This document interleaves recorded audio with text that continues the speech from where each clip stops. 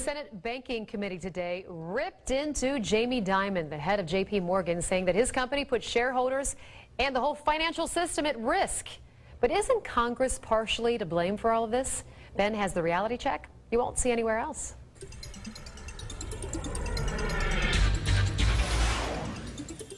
Well, the hearing in front of members of the Senate Banking Committee was supposed to look at the risk still being taken by banks like JP Morgan.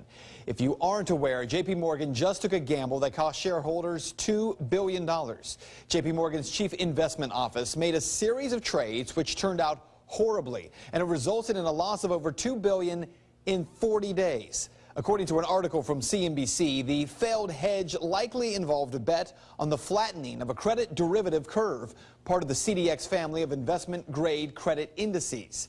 Might as well be speaking Greek there, right?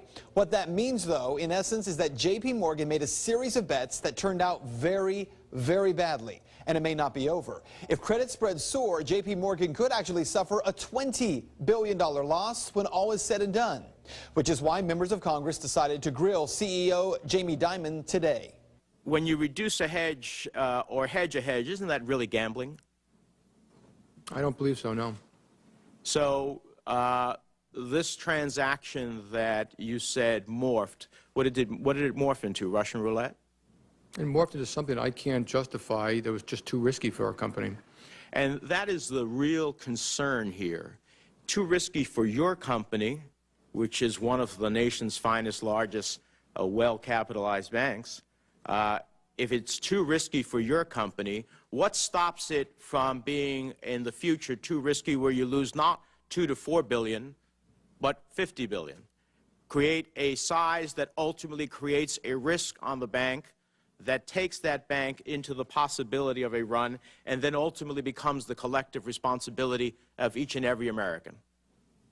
That's what we're trying to prevent here. But are they really? After all, while members of Congress will shake their fingers at banks for taking risks that put all of our money and our entire financial system at risk, it was Congress who gave them the keys to this car. It was 12 years ago when Congress repealed a law that had been in place since the Great Depression.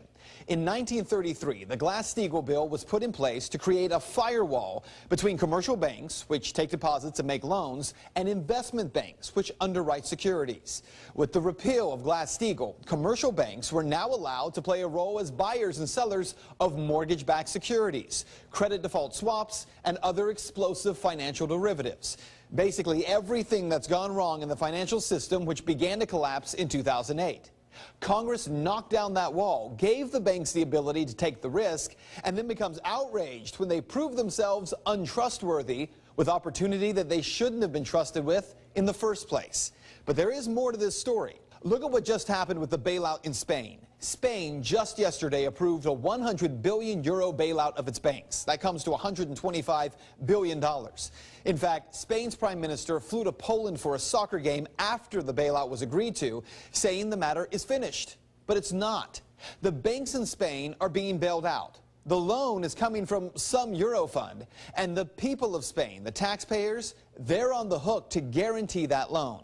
So what you need to know is this. What's happening in Spain is not just a European problem. It is the world banking problem. If Spanish banks do well, if JP Morgan does well, so do executives and so do shareholders. But if the Spanish banks fail, or if JP Morgan risks $2 billion or $20 billion and takes a huge loss, who's on the hook? We are, taxpayers, whether Spanish or American. Because at the end of the day, the system that lawmakers have allowed worldwide is one where we have privatized the profits, but we have socialized the losses. And that is Reality Check. If you'd like to make your voice heard in the story, head over to Ben's Facebook page. You can find it by searching for him, Ben Swann, WXIN.